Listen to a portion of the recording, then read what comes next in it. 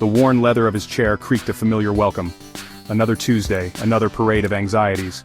He adjusted his glasses, the scent of old books and nervous sweat heavy in the air. A woman, face etched with worry, sat across from him.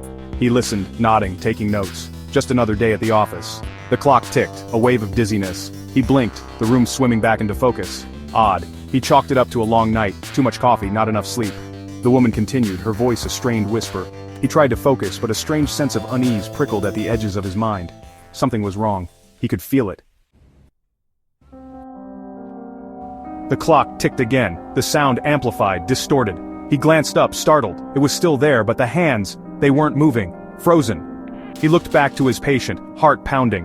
Her words were a jumbled mess, meaningless. He strained to understand, but it was like listening to a language he had never heard before. A chill snaked down his spine. The room was colder now, shadows deeper. He saw a flicker of movement out of the corner of his eye. Turning his head slowly, he saw it. A shadow, tall and gaunt, lurking just beyond the pool of light cast by the desk lamp. It vanished as quickly as it had appeared. He tried to speak, but his voice was a dry rasp. Panic clawed at his throat. The woman across from him had vanished. In her place sat a man, his face obscured by darkness.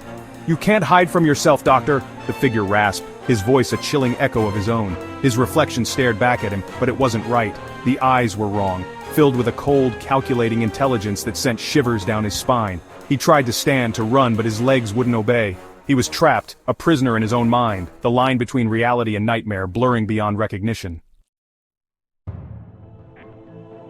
The walls seemed to close in, the air thick with unseen menace. He was lost in a labyrinth of his own fears, each turn leading him deeper into the abyss.